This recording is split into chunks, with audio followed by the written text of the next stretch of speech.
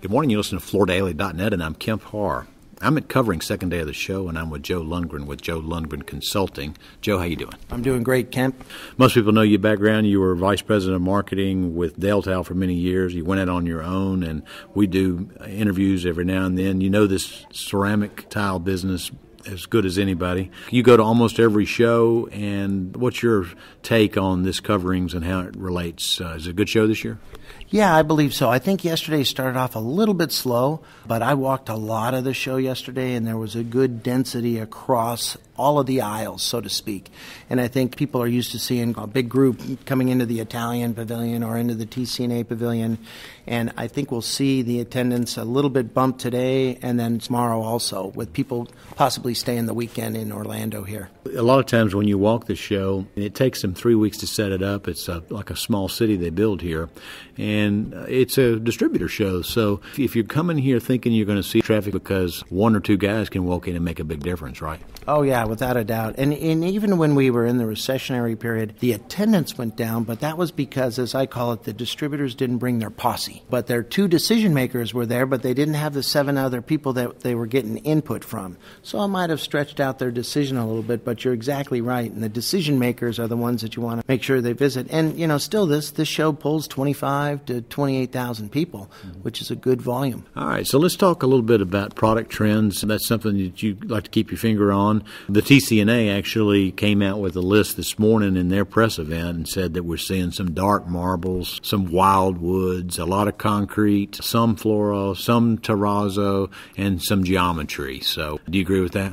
Yeah, I think taking it from the bottom there, the geometry is really the take on encaustic looks. We see a lot of that with the antique encaustics, and then we've seen our design community take on the modern side of it.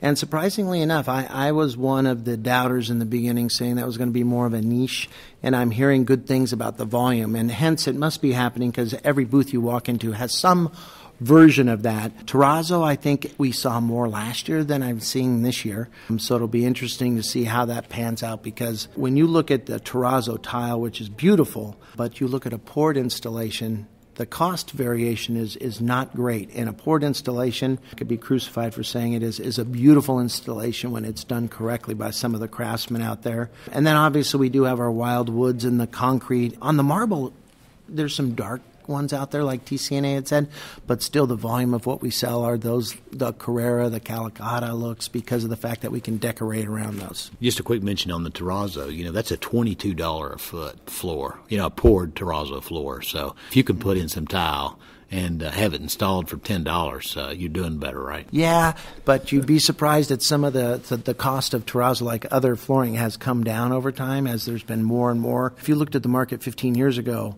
and there was a big airport project, there was maybe 15 tile contractors or terrazzo contractors in the U.S. that could bid on that. And that pool has opened up. So like everything in America, supply and demand. So the cost has come down somewhat. Okay. It still is an expensive premium floor, without a doubt. And we're also seeing, we've commented before on this, that it's not just floor tile anymore. And you were just commenting to me about this texture we're seeing and the larger subway tiles. So that's some of the trends as well, right? You bet. And, when we traditionally, even the American consumer knows subway tile is 3x6. That's subway tile.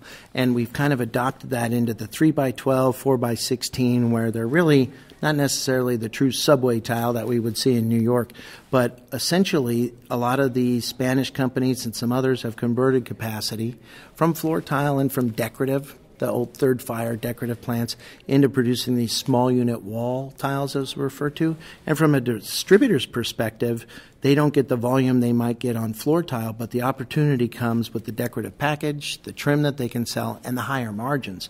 So I see a lot of distributors looking to add those type of lines, and there are a lot of them that are volume-based, and they follow the same trends, I would say, as the floor, in that the neutral colors for America is, the whites and the almonds are the ones that really sell. So does that cover it from what you're seeing from a product perspective?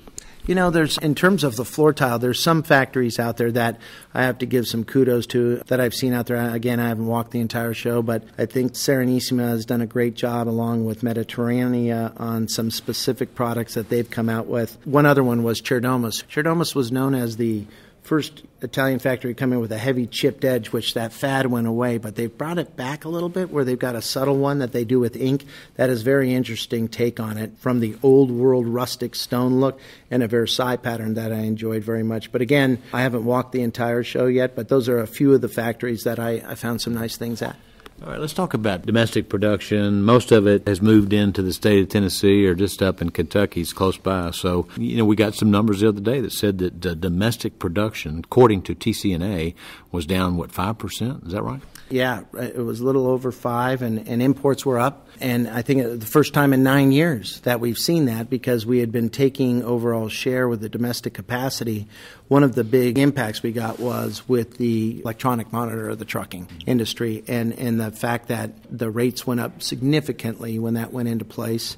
And therefore, to get tile from Tennessee out to California, not that it was a big market for them, it's 25, 30 cents a square foot to get tile out there. So their radius is very difficult to compete at Tennessee, whereas you have the import companies that are able to, as I like to say, hit the smile states, from Northern California or even Seattle ports all the way down through Texas, into Florida, and then up the eastern seaboard. They are able to bring product in there, and people say, well, they still have to freight it into the center of the country. They're not worried about that. There's a lot of tile consumption in those smile states and up the eastern seaboard. So they really don't have to worry about that. If they can get a big chunk of volume, which they do there, they don't have that inland freight to worry about. And that's what we're really having the cost increase in. Well, also, too, when you start talking about the dollar at the euro as a $1.12, the ratio there. So, the product can come in. It's very competitive to sell European tile, right? Yes, it is. I just saw something where, Trump made a comment about potentially putting some taxes on the EU, and I don't know if it would affect the ceramic tile business, but one of the things that sends the message on is that we never know what's going to be the future of a currency or a specific country and what's going to go on with that, where America's the most stable place that you can do business and consistent. So as long as those distributors are keeping the relationship with the U.S. factory in case something goes south, that'd be a great strategy for them. Do you think that we're through seeing new factories in Tennessee for now? Obviously we have the Portobello one that expectation is to be up in mid-2021, depending upon market conditions. I understand there's other companies who are looking at that, and somebody might say, why, with what's going on. And right now with some of the numbers, Donato mentioned the other day in his presentation that he felt capacity utilization was about 80% in the United States market, which may be accurate. I think that the Americans are very creative in how they come to market. So we'll see how they have to change the way that they go about doing business in order to compete with them. So I would say in the next 3 to 5 years, we might see another factory, put up some sticks in Tennessee. Okay, Joe, thanks for spending time with me and my listeners. Again, been talking to Joe Lundgren with Joe Lundgren Consulting from Covering Show, and you've been listening to Kemp Harr and FloorDaily.net.